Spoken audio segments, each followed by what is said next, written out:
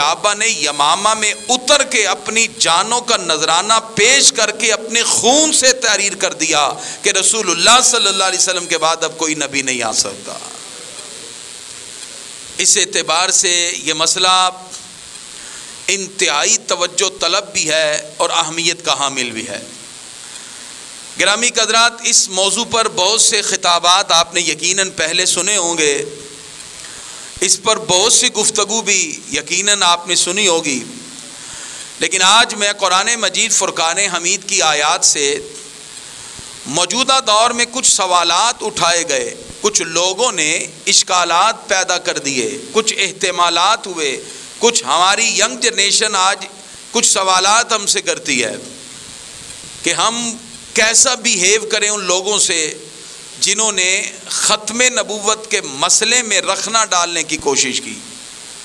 انہوں نے اس مسئلے کو خلط مبحث میں ڈال دیا، اس انداز میں اس پہ گفتگو کی کہ لوگوں کو تشکیک میں مبتلا کیا۔ تو اب وہ سوالات، ان کا جواب دینا بھی ضروری ہے۔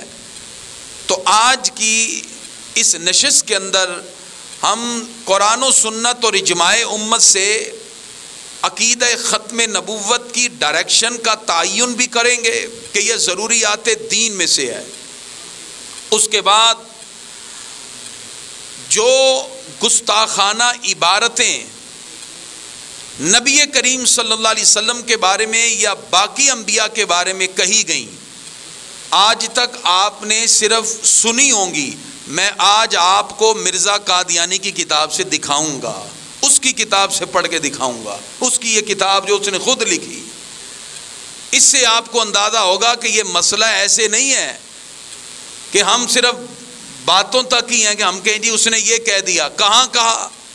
تو یہ ثبوت ہمارے پاس ہے، یہ اس کی لکھی ہوئی اپنی کتاب ہے جس میں اس نے نہ صرف انبیاء کی توہین کی، اللہ کی بھی توہین کی، رب کے قرآن کی بھی توہین کی، اور جو معزز ہستیاں ہیں اس کے بارے میں بھی نازیبا کلمات استعمال کی ہے۔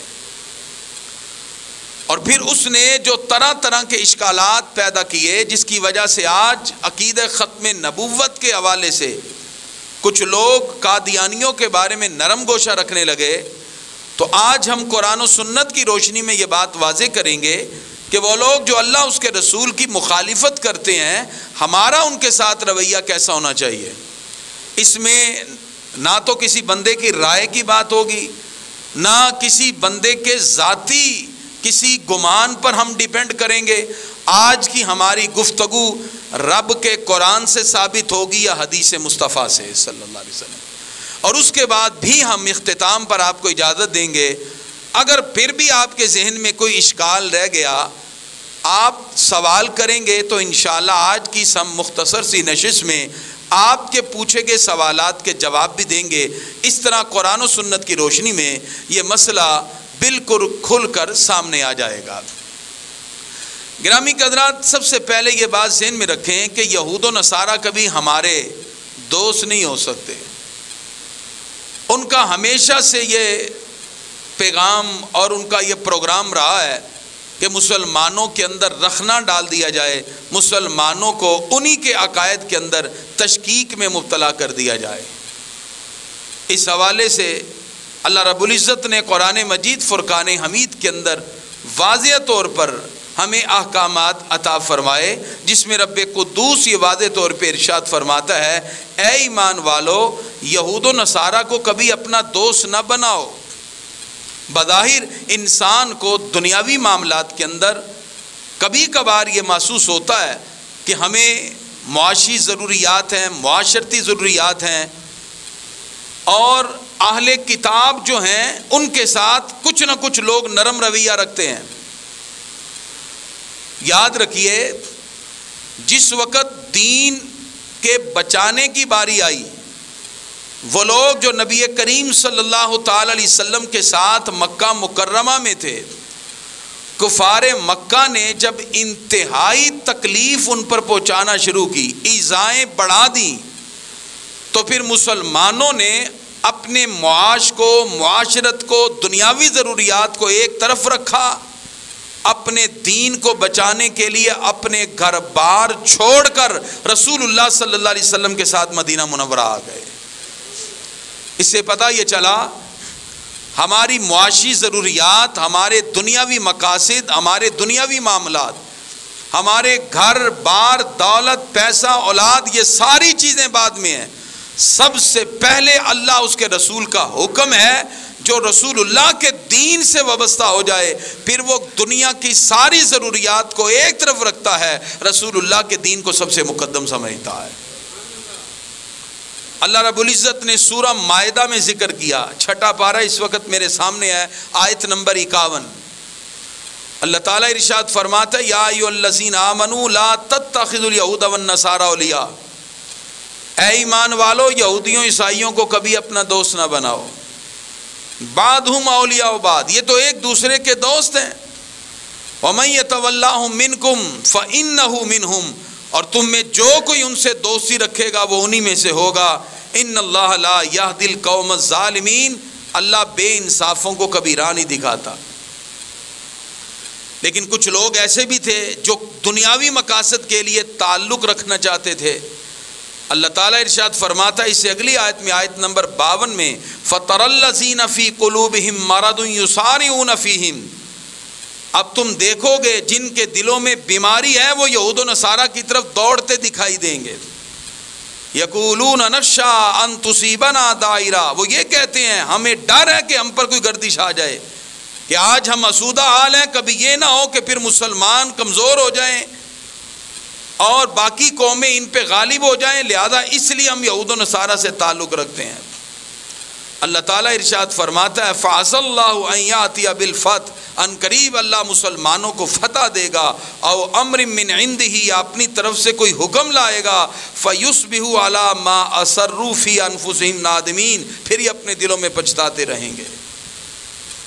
تو گرامی قدرات، اس آیت کریمہ سے معلوم ہوا کہ انسان حتی الامکان کوشش کرے یہود و نصارہ سے بچے، جو ہمیشہ مسلمانوں کے ساتھ اس کوشش میں لگے رہتے ہیں کہ کسی طرح مسلمانوں کو ان کے دین سے پھیر دیں. علامہ اقبال اس کی تفسیر یوں کرتے ہیں، ستیزہ کار رہا ہے عدلت امروز، چراغ مصطفی سے شرار بوالحبیز. علامہ فرماتے ہیں ہمیشہ سے یہود و نصارہ کی کوشش رہی ہے کہ کسی طرح بو لہبی فکروں کے ساتھ چراغ مصطفیٰ کو بجھا دیا جائے، نعوذ باللہ. لیکن چاند کی طرف منہ کر کے جو تھوکتا ہے، چاند کبھی میلا نہیں ہوتا. فانوس بن کر جس کی حفاظت ہوا کرے، وہ شمع کیا بجھے جسے روشن خدا کرے. اللہ تعالیٰ اپنے محبوب کی شان کو اور سربلندی عطا فرماتا ہے. پھر پروردگار نے ارشاد فرمایا یا ایھا الذین آمنوا، اے ایمان والو، من یرتد منکم عن دینہ، جو اپنے دین سے پھر جائے گا، فسوف یأتی اللہ بقوم یحبہم ویحبونہ، اللہ ایسی قوم کو لائے گا جو اللہ سے محبت کرتے ہیں اور اللہ ان سے پیار کرتا ہے. اس سے مراد ابو بکر صدیق رضی اللہ تعالیٰ عنہ ہے. مفسرین نے لکھا نبی کریم صلی اللہ تعالی علیہ وسلم کہ ظاہری دنیا سے وصال کا جب وقت آیا، اس قریب کچھ لوگوں نے جھوٹی نبوت کا دعویٰ کیا، جس میں اسود انسی بھی ہے، مسیلمہ کذاب بھی ہے، اور انہی لوگوں کے اندر کچھ ایسے افراد بھی تھے جنہوں نے اپنی جھوٹی نبوت کو جاری کرنے کی کوشش کی، جیسے طلیحہ بن خیلت اور پھر سجا بنت حارث. یہ سب جھوٹے نبی تھے جنہوں نے اپنی جھوٹی نبوت کا اظہار کیا. اسود انسی جہنم واصل ہوا، طلیحہ بن خیلت بھاگ گیا شام کی طرف، پھر بعد میں توبہ کر کے مسلمان ہو گیا، اور مسیلمہ کذاب کے خلاف ابو بکر صدیق رضی اللہ تعالیٰ عنہ نے جہاد کے پرچم کو بلند کیا، اور یمامہ کے میدان میں صحابہ کرام پھر میدان عمل میں اترے. گرامی قدرات، یاد رکھیے، سوال یہ اٹھایا جاتا ہے کہ ہمارے معاشرے میں ایسے بہت سے لوگ بستے ہیں جیسے قادیانی، جو رسول اللہ صلی اللہ علیہ وسلم کی ختم نبوت کے بارے میں وہ اعتقاد نہیں رکھتے جو مسلمانوں کا عقیدہ ہے. تو ہمارا ان سے کیا رویہ ہونا چاہیے؟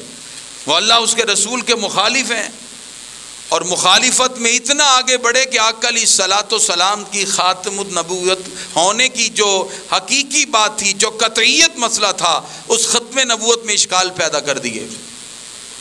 میں سب سے پہلے ان کیفیات کو ذکر کرنا چاہتا ہوں تاکہ یہ بات واضح ہو جائے۔ ہماری آج کی یہ گفتگو جو ہے وہ اللہ رب العزت نے قرآن مجید کی آیات میں ان سے جو رویے رکھنے کا حکم دیا اسی پیرائے